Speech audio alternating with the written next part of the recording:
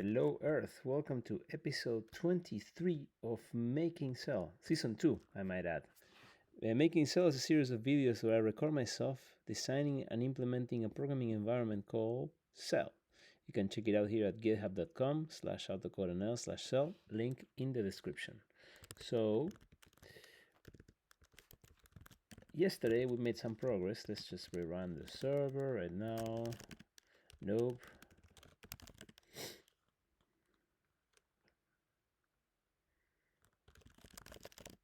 I've been doing some thinking since yesterday. I think you might find it interesting. I mean, interesting for the standards of this channel, right? Not interesting in absolute terms. And so here's my thinking. This is still working, right? Yes. I was thinking, okay, we can expand little by little the different parts of Cell and grow the language a bit by bit. But then I just figured out, okay, not figured out, I thought about it and said, you know what, let's just build a language. And because it's going to be a small language. And so yeah, I came up with a list of things that I want to do in the language itself. Yesterday we already started with the put, which is basically a way to resolve references. No, sorry, not the put. Not that the put is a way to resolve references. I mean resolving references within a put when you actually put data that includes a call, really, a call that is just a mere reference. Then you just resolve it, and I put it here. Iterate each path after executing the put. If you find something with an at, take its suffix and run a get on it. Yeah.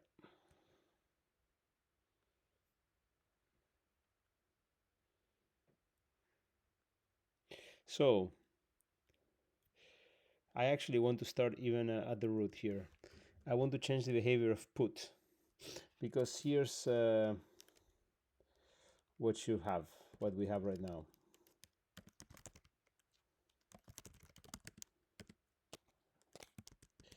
With get, or get walks up the path. And I wish I had a clear example to show you here.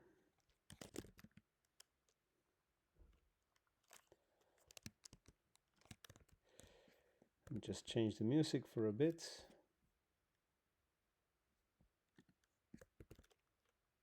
Yeah, perfect.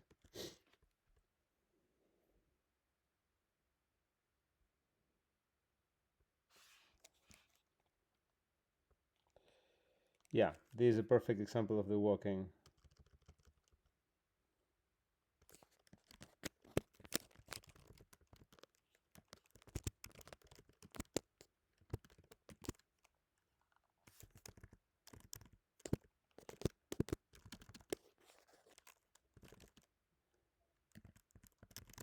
Walking up. So, for example, if you start at foo, if you start at the top and you say get me foo, it gives you 10. If you tell it give me foo and I'm already inside foo, like your current path is, I call it the context, but I don't think that's a great name. It would be a prefix, I guess. You also get 10.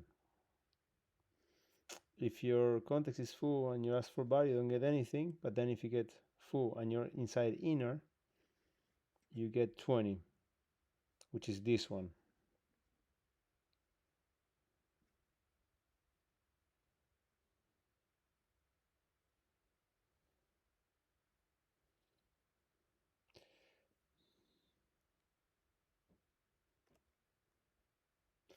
Okay, so this is what's going to be new about this. New to me and perhaps new in general. I'm going to express all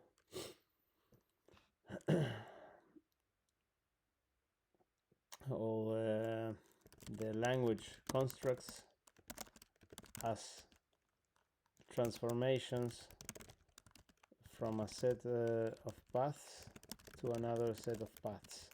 So basically the idea is you have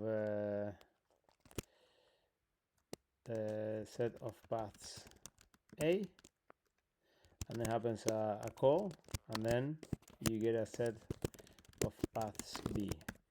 So that, and if we find the minimal way to express each of these, then we'll be good. So, and this foo and bar really, they kind of have to go. I mean, I will keep the old ones, but I have to refactor them because I rather find more meaningful things to test with that are more memorable, because then it requires less context to build up everything in your head, what the code is actually doing. It's part of the expression that we're trying to do here. It's part of the meaning. I'm just using foo bar because I'm being lazy, but well, yeah.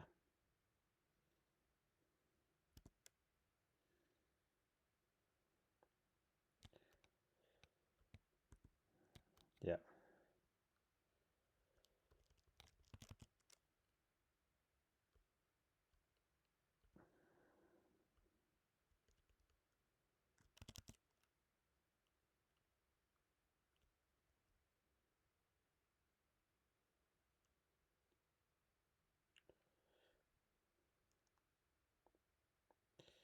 So what I want to understand now is when I'm calling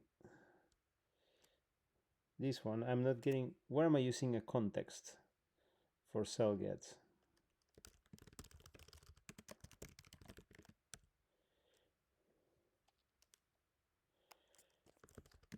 Here in the cell call, I always run it like I'm at the root. Interesting. And then here, I'm in the tests, I pass a context. And then in the client, sorry, the editor, also I look at the root.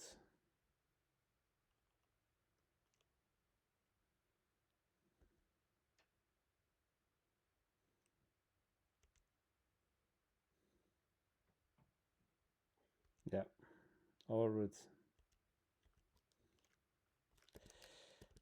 Okay, so we're going to write this. I cannot use this in the angle brackets in YouTube descriptions, so I'm gonna skip it.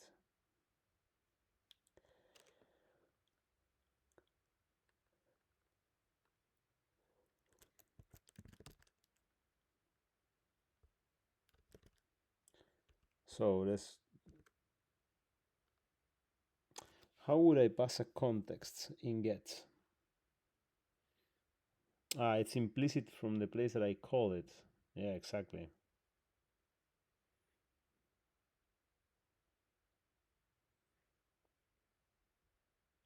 When you receive a call here, I guess you're always doing it from the outside, right? That's an interesting one. I'm like, when I make a call here, I'm outside, so to speak. But I could actually be in. If there's exactly, if I said something and that something has a call, what would it be? That's an interesting one. For example, let's say I do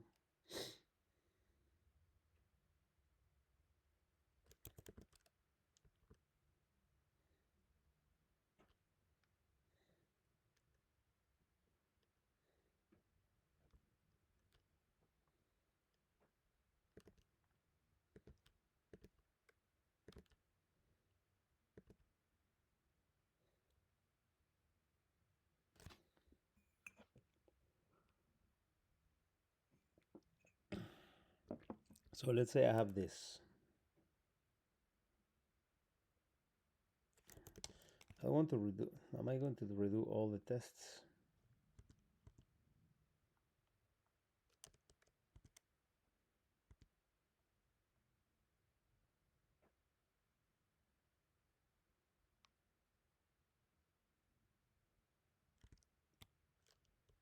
Okay, I think the tests really start here, because the other one is yeah, text to paths is about parsing it into paths. Path to text is the inverse. I would actually like to do this in a better way, because the tests are like quite separate here.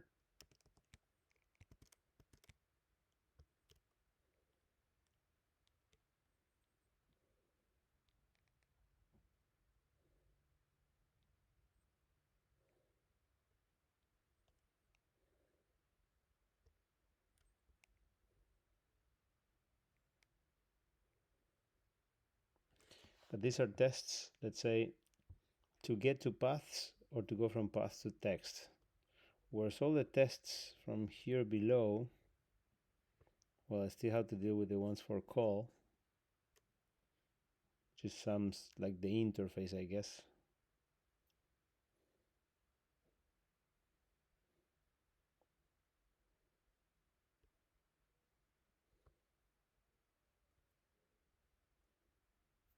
But why do I need a call function?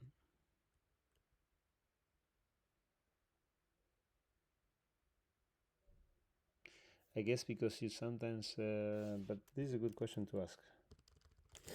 Why do we need, okay, stuff we have already. By the way, as always, my plan goes out the window, but it's okay. This is an interesting direction we're going in. We have is go from text to paths. For this we need text to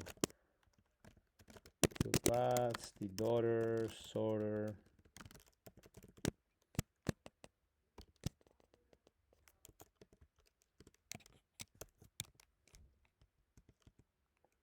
daughter, sorter, validator.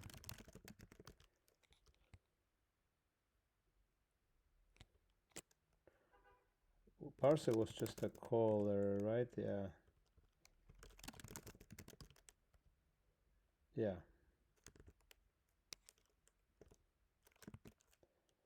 Or from paths to text, which is paths to text, or from paths to JS, paths to JS.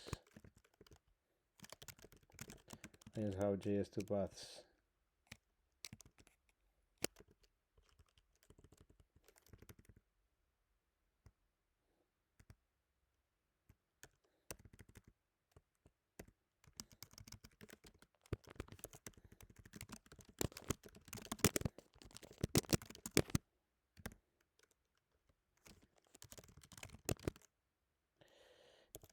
So cell call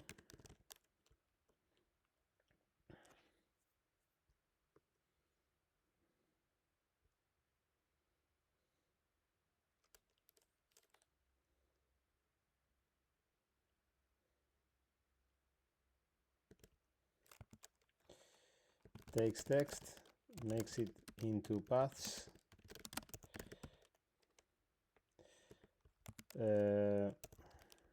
validates further,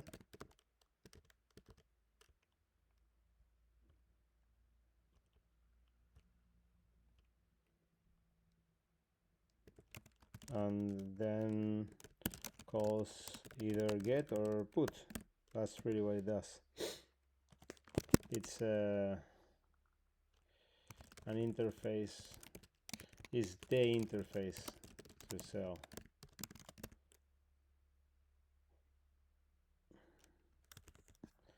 Let's change the song, but this is good. Wow, Brian Ferry singing here, amazing.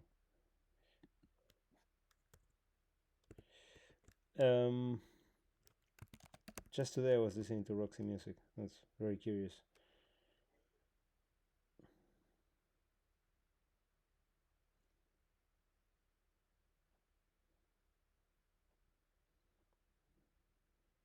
Yeah.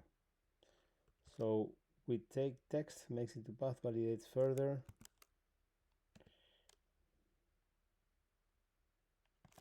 Sorry, I completely confused the line here.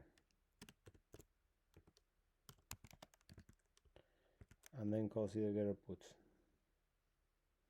It's the one that decides is it a get or a put, right? Yeah. Now, I need it because it allows me, or for example, so why do we need cell call? It's a way to interact with cell without putting anything in its data space, with the great exception of the dialog.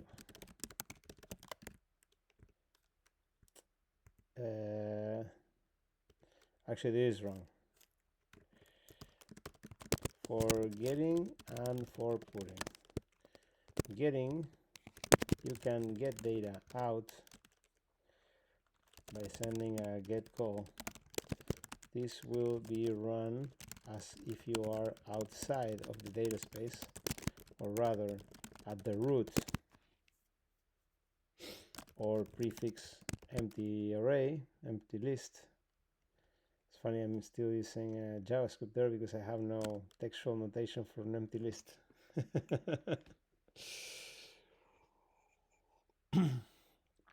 Yeah, I wonder if that's gonna bite me in the rear. Let's find out.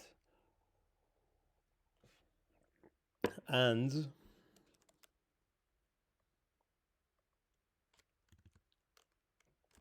but the dialog, but it does go in the dialog.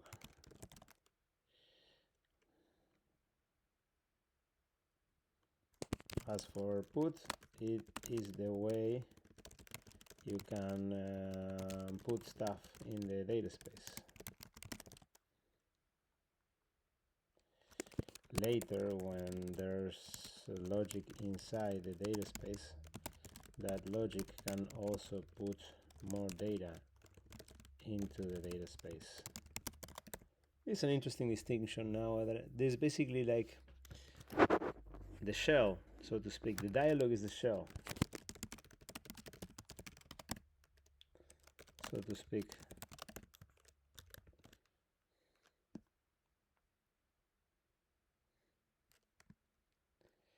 If I do butter, I will get zilch.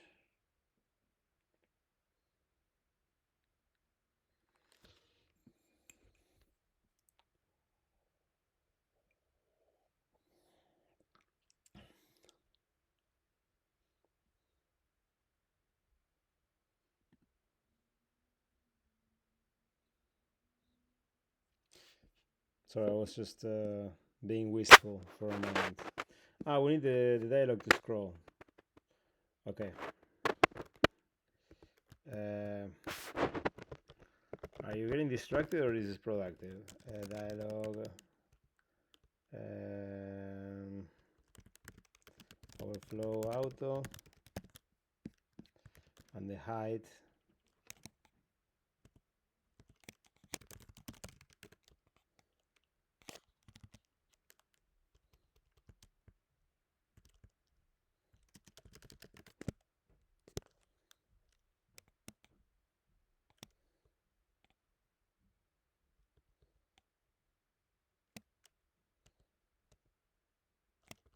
This one, right?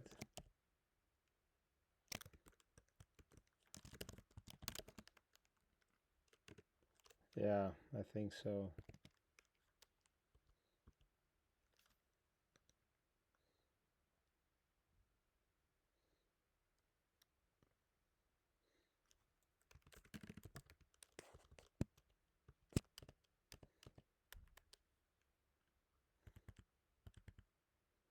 I don't think it's that.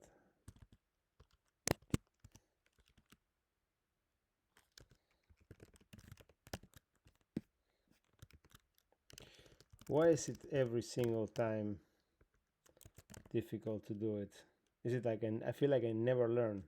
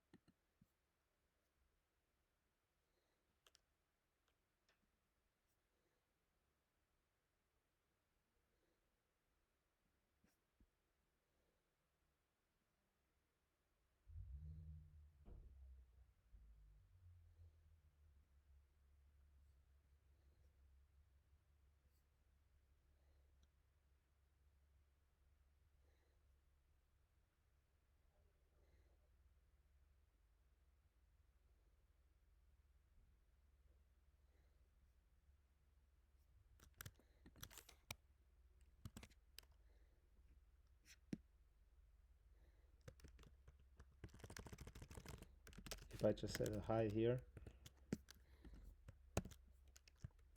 Okay, it does work. Where's the hide coming from here?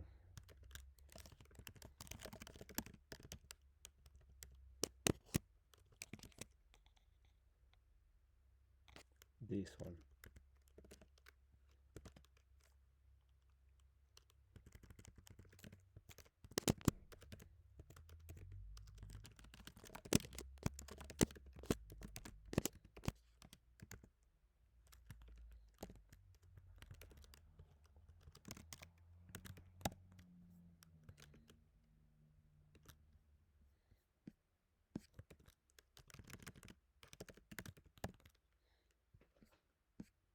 All right.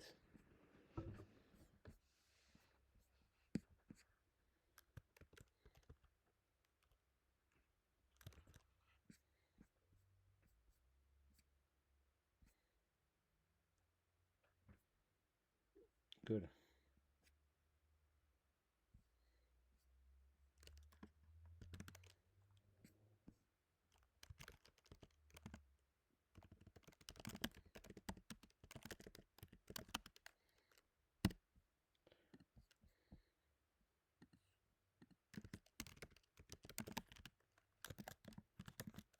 What's the issue here? 843 butters. That gives me, because it's butter, of course. Can I copy it like this? Without the spaces. Butter 3. Okay, that works. And interesting enough, it basically removes the prefix that you send.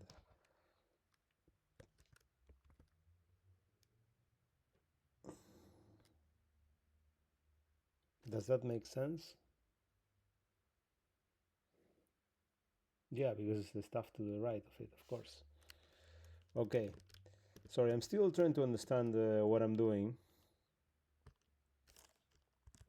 And after a while of understanding something new comes out. I mean, that's what you get. The channel is called making cell, not using cell. I soon expect to have another channel where I actually do much shorter videos where I just actually use cell to build something in just a few minutes. A change of pace.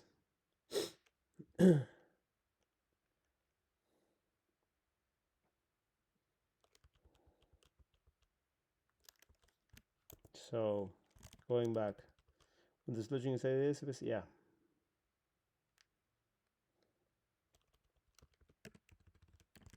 Okay, this is okay. So we need this interface, and then when we call get, we have it as a context path. So where I am. More than a context, I want to call it a position because it's where you are. Or where, like, location, I guess. It's like, where are you? But then again, the query is also a location, right?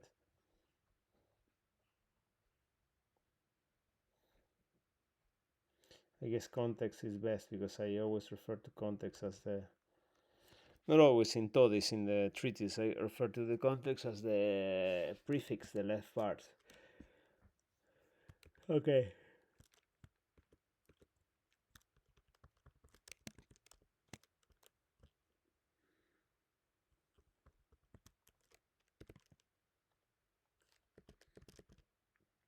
So, okay, let's refactor these tests.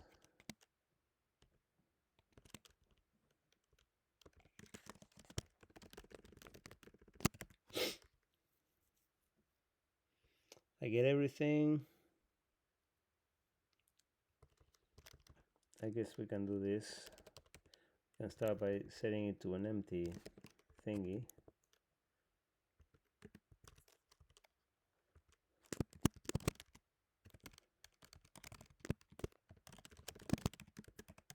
Expected.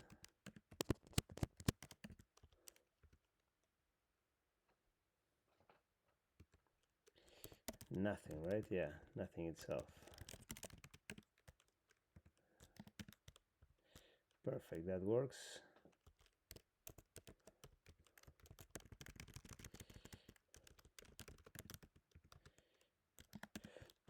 Yeah.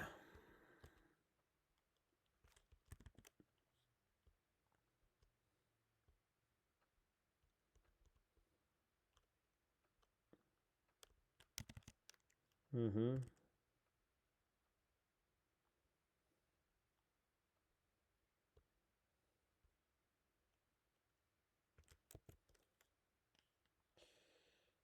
Yeah.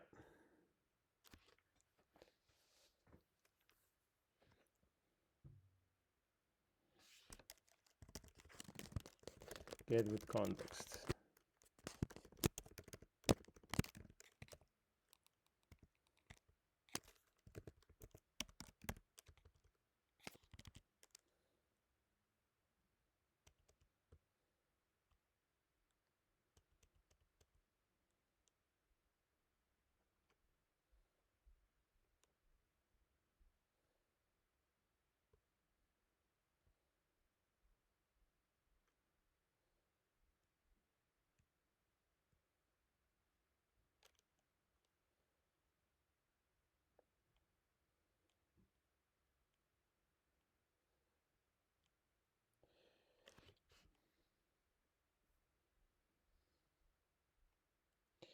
I want to try something else here.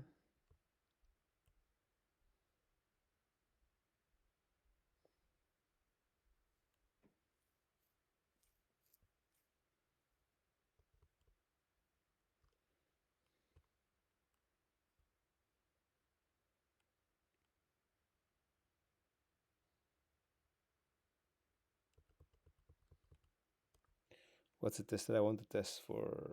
The thing I want to test for getting. I'm forgetting. Today I have to leave earlier.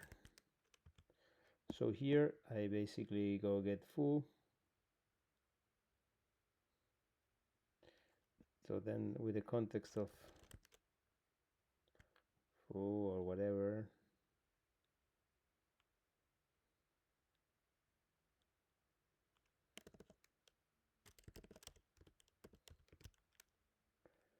so this is basically walking out.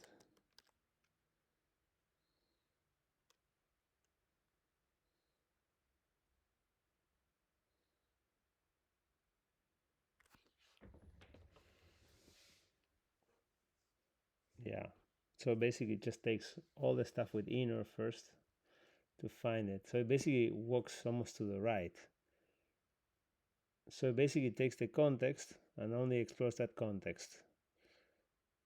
And then it removes elements from it iteratively. So for example, you start with inner yip. So then it looks for the foo that gives you 30. And if let's say I would do something like something else completely, this should be 10. Yeah, exactly. Because it's searching something else completely, it has nothing. Then searching something else, it gets nothing. Then searching something, it gets nothing. And then finally search over everything. Yeah, this is cool.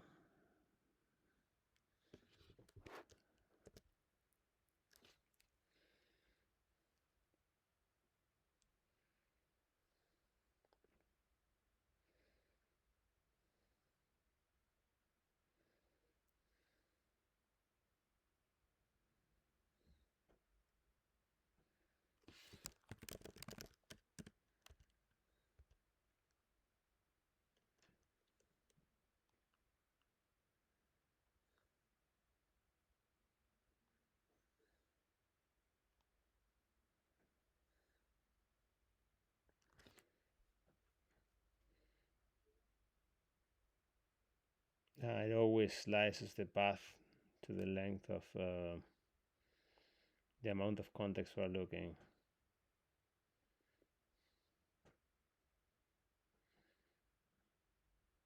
And if it's 0, you get the whole thing. Brilliant. This is quite elegant. Let's annotate it. Yes.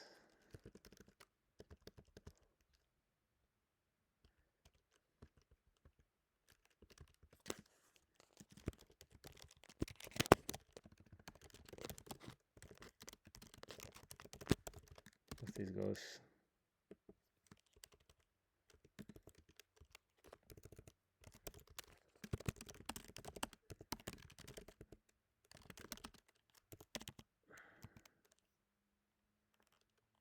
Which performs reference for us. Oh my god, this is a great song. Wow. This is really good. Wow. First time I listened to this album.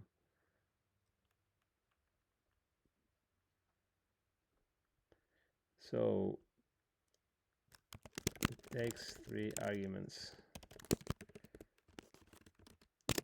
Query path, which is a path, the path of what we are looking for. Context path, which is the path of where we are currently standing.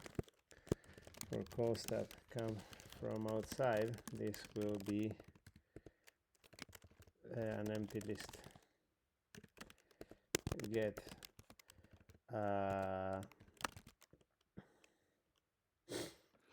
storage layer, I guess, function that gives us the entire data space. I'm laughing because of how inefficient this is. We start by getting all the paths in the data space.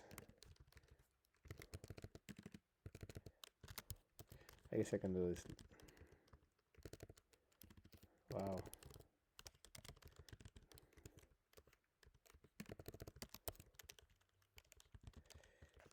We iterate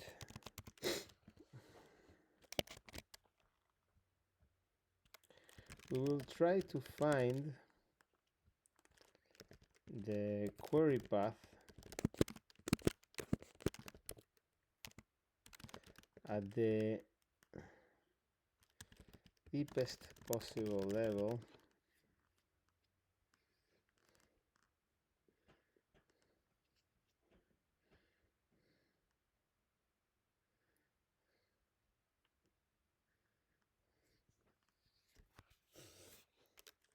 in context path.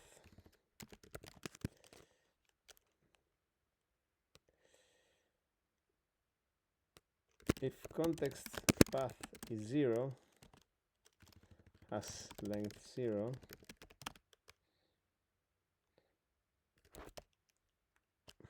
the simplest case is when context path has length 0. In this case, we just go through the entire data space and find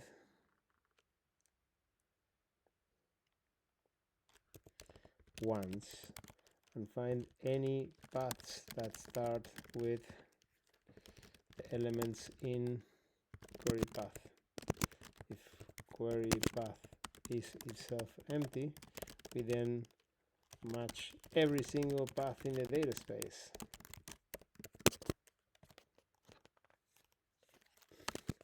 These are the matches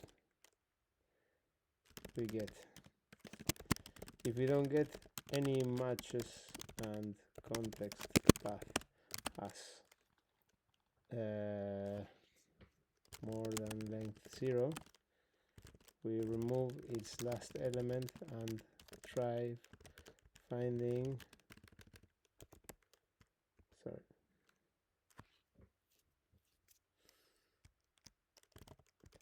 if context path has more than length 0, we start by finding all the paths that match it. We then shave off the prefix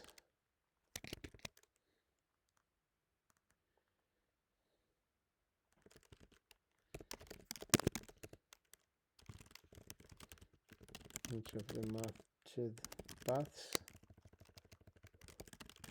and we run this against, you know what would be great to use ChatGPT for? To edit my annotated source code. You could do it, but not today, I think. But no, we'll run this against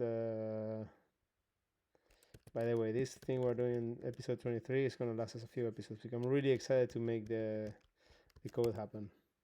It's time. And then we can build everything else on top easily. Easily. We can build it. We can build it all right. Against to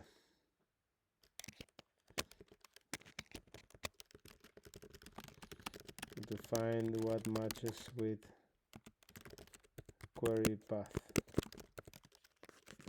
In this way, the function walks up the context path, removing elements from its end and stopping when it finds one or more paths that match the query. We will run a loop that stops on not undefined and goes at most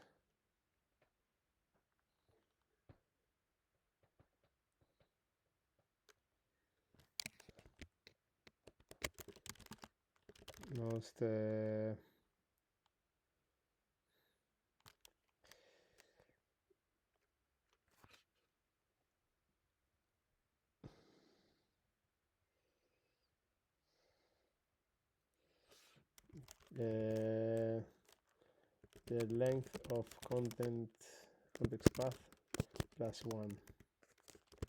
The plus is to run it against an empty context path.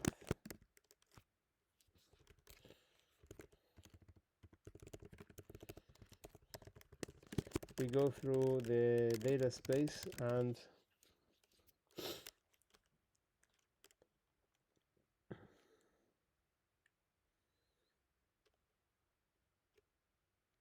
disregard, emulate any paths that will match both the current context path and the query.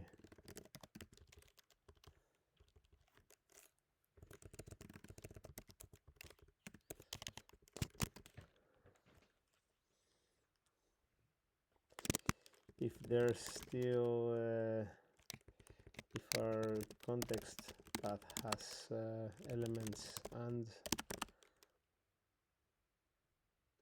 those elements don't match with the prefix of this path we are iterating, we skip this path. We found a match for the context path. We remove its prefix. If the path minus the context prefix matches the query path, we return it.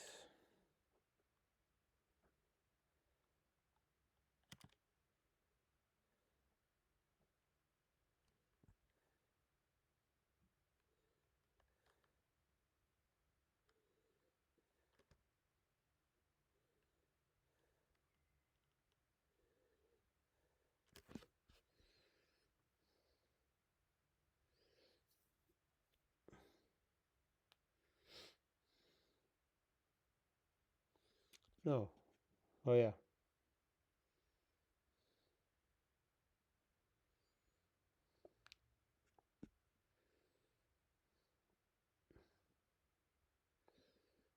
If the query path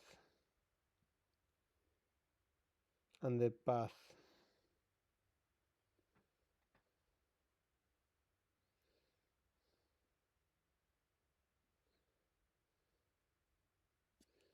and the path length. Do we need a condition? Path length. Yeah, because if they're the same length, then I'm not getting anything exactly.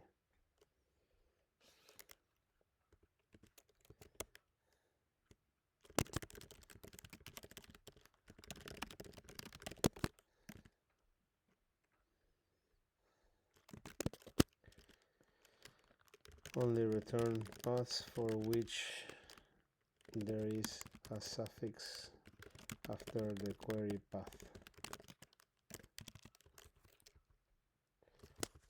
This completes the inner loop. If we found matching paths for this context path, we return them and stop the outer loop.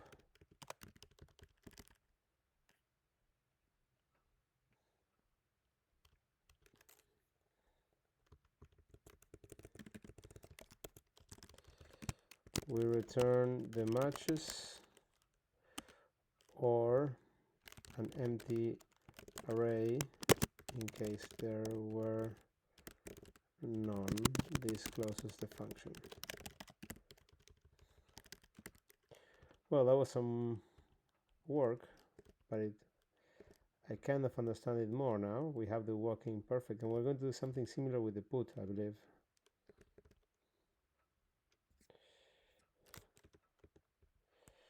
Yep.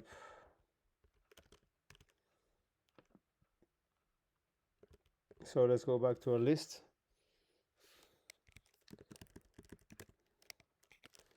I guess this is what I was trying to do here. I kind of already did here, and it's okay. I'm not so happy about the foo, but it does what I wanted to do here. Let's see when it gets even more involved. So we want the put walk up, make the put walk up. We're going to do this next time, and also add a dot for put, which would basically mean get me stuff only within the current context. Don't walk up. It's basically something to prevent the walk up. We're going to work on this too. I'm going to copy this over for the next episode. Thank you for watching. See you next time.